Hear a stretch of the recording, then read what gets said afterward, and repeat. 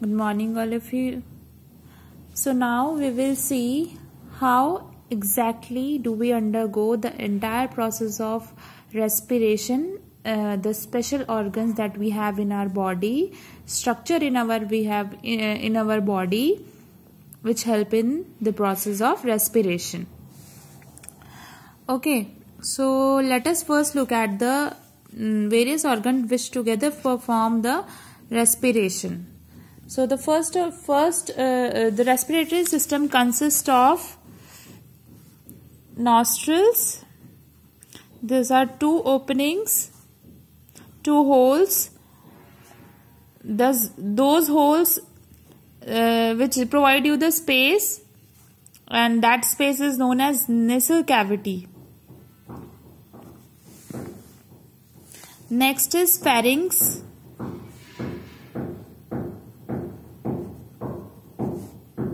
Then trachea. This trachea further connects to the lungs on either side.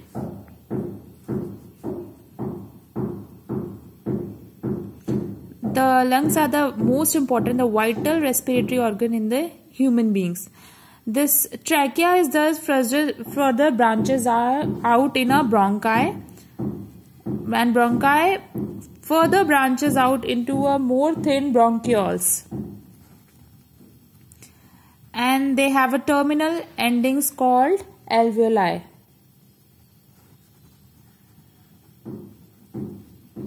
So you have this trachea, and this so this is your trachea, which actually divide into bronchi. So this will be bronchi. This bronchi will be further divide into bronchioles, and these bronchioles will further divide into alveoli. So this is how the structure is. So these are the various parts of the respiratory systems. So now we will discuss each of these parts in detail. So first we will talk about nostrils and nasal cavity. So what is the purpose of having nostrils? So they are the openings through which air is taken in. So we will breathe in or breathe out through the nostrils. There has to be some opening which will act as an interface between the interior of our body and the external surrounding. So that window is nothing. It is a nostril in the form of a nostril only. Okay. There are fine hairs which are present in it, which act as a filter. If you have ever observed, you can feel it inside in your nostril also, that there are very thin hairs inside your nostrils. So why do you have those hairs? Because when you breathe in, the air might contain dust, tiny dirt particles, or some other toxic substances. So these hairs will not allow the undesirable particle to get inside your body, because from nose it will gradually move to your nasal cavity and then even reach the lungs. And when any toxic substance reaches your lungs, then it causes infection. So that is why you have those hairs in your nostrils, so that it doesn't allow the foreign particles to get inside your body. The next part is the nasal cavity. So when you breathe in, it goes into a cavity, an open space like a structure. So that is called nasal cavity. The way our mouth opens to the nasal cavity, like you have a mouth, and this is a nasal cavity. This is space called a nasal cavity. So this nasal cavity, nasal cavity and oral cavity are the separated by the bony plate. Here is a bony structure which is present, which separate the two cavity. Okay.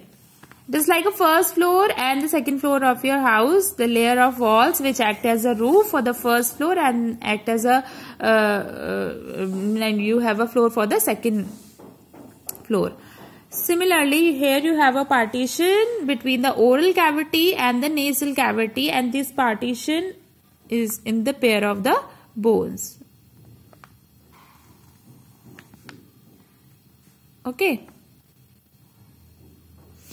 Now, inside the nasal cavity, you can actually see that there is a central septum which separate the left and right air passages dividing the two nostrils. Okay. So, have you ever observed that there are two opening in your nostril because there is a wall in between. Okay. That there is a partition between the two, and that is why you have right and left air passages. This partition is called septum. So the septum divides our nostrils into left and right air passages. Okay. So you would have seen it, or if you practice yoga, then there is an exercise where you try to breathe in through your right nostril and then breathe out through your left nostril. So when you press one nostril, or when you try to close the opening of one nostril, then you breathe into by the other one. Okay. So these are like the two different rooms. Okay. Now, apart from the fine hairs, some cilia and mucus, which is also slimy, slippery substance, which is also present inside your nasal cavity, and they also block the dust particle, germs, microorganisms, and other unwanted particles from entering inside our body, and they also keep inside the area of the nasal cavity moisten. It moistens the air which we breathe in, so that air, it moistens that air also. Okay, so the nasal passages are lying with the mucus. Okay, next part is the pharynx. Pharynx is a common passage for food and air. Now we take in air through our nostrils, and we take in food through our mouth. Now when you take in food, the food goes into the oral cavity or the mouth cavity, from where it goes to the pharynx. But when you take in air, it goes through the nostril and then to the nasal cavity and then to the pharynx. So pharynx is the common passage for both food and air. Common passage for both food and the air. But after going to the pharynx, they are then bifurcated into two routes. So if it is air, it will send to the trachea, which is the windpipe. Okay. And the another pipe like structure, that is nothing but the food pipe or the esophagus. So once the food or the air enters the pharynx decide if it is food, it is sent to the food pipe. If it is air, it is sent to the windpipe. Now, any mistake in this, in case by any chance a small particle of food enter into the windpipe, then it can it can choke that person and can even cause death. Okay, so therefore the presence of pharynx is very, very important, because it actually decide which has to go which way. So let's say you have come out of your house, and once you reach the junction from where you reach your school, and if you take right, you reach your school. If you take left, then you reach to the shopping complex. Okay. Now, so that is the point where we have to decide whether you have to go right or left. So similarly, here also, once the food or air reaches the pharynx has to decide if it is food, it is to be sent into food pipe. If it is air, then it is sent to be in a windpipe or trachea. Okay. Windpipe, it is in the front, and the food pipe is present at the back of the windpipe. Another important thing is epiglottis. As I said that the food goes to the food pipe and it doesn't enter the windpipe. So how do we prevent it that food cannot enter into the trachea? This prevention is done by the structure called epiglottis. Epiglottis prevent food from entering into the trachea or the windpipe. So it is a small cartilaginous flap of a skin. Okay, this you will study in your higher classes. I am just make you understand a little bit of this. Okay, it is like a door which remain like a closed. It open when the air is there, so it allow air to pass through it. Okay, it is a small flap of a skin. It prevent food to enter into the respiratory tract. okay, or a windpipe. Now again the crucial part, that is called trachea, which is also called a windpipe. So this is the tube-like structure which provide a passage for air, so that air passes from pharynx into this pipe. Okay. How does the trachea look like? How it is made up of? If you look at the structure of trachea, you would actually be able to see some ring-like structure. So these rings are made up of cartilage, and with the presence of this cartilage in the rings, it prevents the collapsing of trachea even if there is no air. Okay. It is kind of a tube. Inside a tube, even if you don't have air, it shouldn't deflate. It remain as it is. Okay.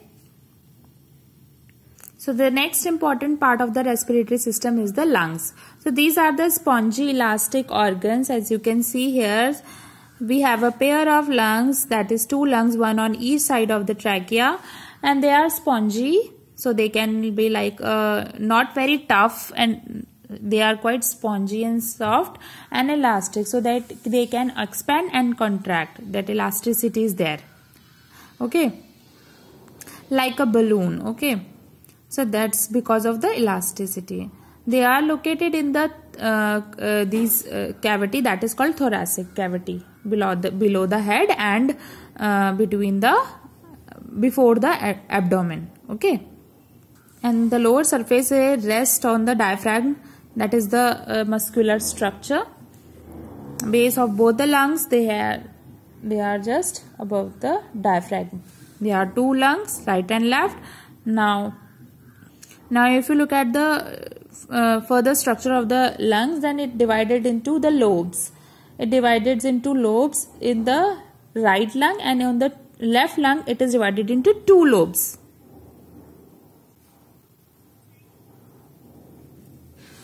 So it is like a room, but a partition inside your house. Like the partition inside your house, it is like that only. Okay. The lungs are also divided into compartments. So the right lung has 3 lobes, and the left lungs have 2 lobes. It is divided into 3 compartments like this. This is called supraorbital lobe, which is located towards the top side. Okay.